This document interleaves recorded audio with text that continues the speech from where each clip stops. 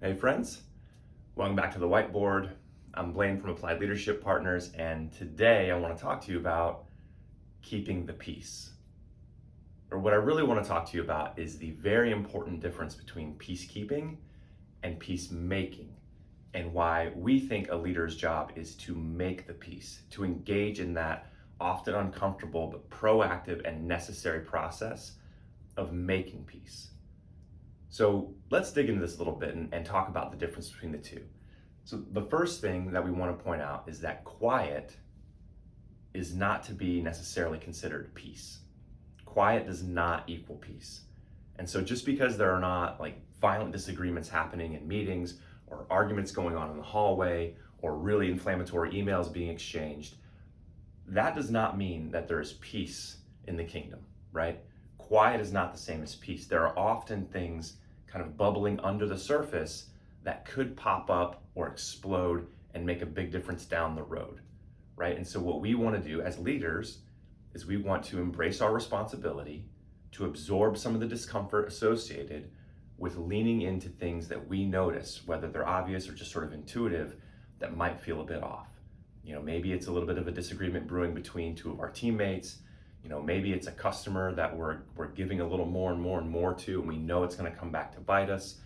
Whatever it may be, if something does not feel right, or something is creating disharmony on our team or in our organization, we have to be the ones to kind of proactively move into that and try to start making the peace. And here's really why. Because small things, as I'm sure you know, build up, they aggregate into bigger things.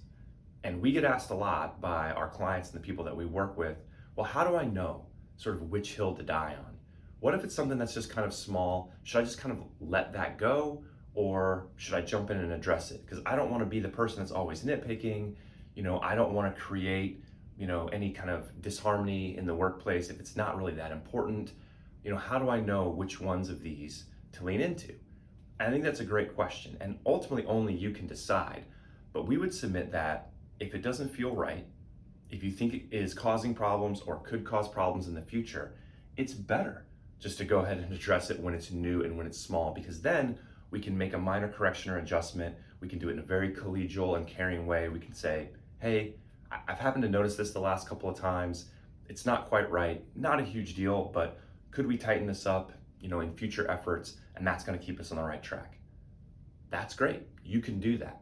And I'll tell you what that avoids is these little resentments building up. Because whether we know it or not, whether we'd like to admit it or not, when our partner leaves a wet towel on the floor or a coworker consistently turns in the reports, half a day late, maybe those things don't seem like a big deal. But if they actually bother you, or if they actually create problems for other people, then you will start to build up these kind of small resentments against those things.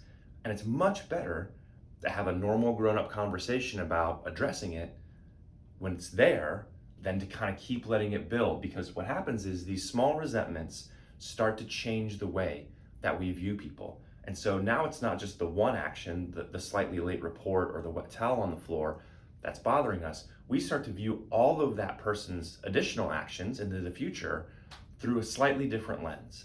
And over time, that lens colors itself more and more. And eventually we can start to have real contempt for people where there is no need for it. It's really just the result of small resentments building up. And we don't want to have that at work, on our teams, absolutely, in our families. We do not want to have that. So we want to, as leaders, lean into the discomfort when things are small, if we can, have a grown-up, caring conversation about making the adjustments required, and that keeps us out of this really bad cycle. Another thing to note here is that, we can have these things that we need to address, this peace that we need to make, both internally and interpersonally. So a lot of the obvious examples are kind of between people on a team or in a family or at work, right? But we also have things going on with ourselves in our lives that just don't feel right, or that we know we're engaged in a pattern or habits that aren't really serving us, or we want to change certain things about ourselves or the way we're living our lives. And it's hard to do that, right? Change is hard. And so some of those things are going to be internal rather than just kind of keeping things on an even keel with yourself. You may have to create some change. You may have to make some peace with the things that aren't quite right with you. So there are both internal and kind of interpersonal peacemaking that needs to happen. And there are kind of, in my opinion at least, there are two ways we can go about making peace.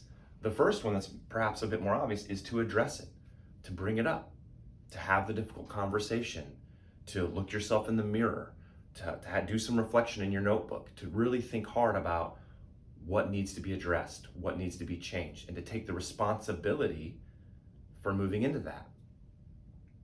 But look, sometimes not every single thing that's just a little bit bothersome needs to or can be addressed by you. There are certain things in our lives that just are, and we don't really have necessarily the power or the purview to change those things. And in those cases, what we want to do is accept them. So rather than letting them kind of keep gnawing at you, like, look, it is blazing hot in Tampa, Florida, where I live, in September and October, and it makes me upset every year because I just want a little fall weather and I'm tired of the summer. But I live here and it's great here, and this is where we're going to be. And so I have had to learn over the years to just accept the fact that this is not something that I can change, right? And maybe that's a silly example, but those are really your two options. You can, as a leader, address something that might need to be changed that can help make peace, or you can acknowledge and accept it. This is true about that person. This is true about this situation, and I'm going to make peace with that, and now I can move forward in a healthy way. So this is sort of philosophical stuff, but I think there's a lot of practical application. We hope you guys find it useful, and if we can ever be helpful to you, please just let us know.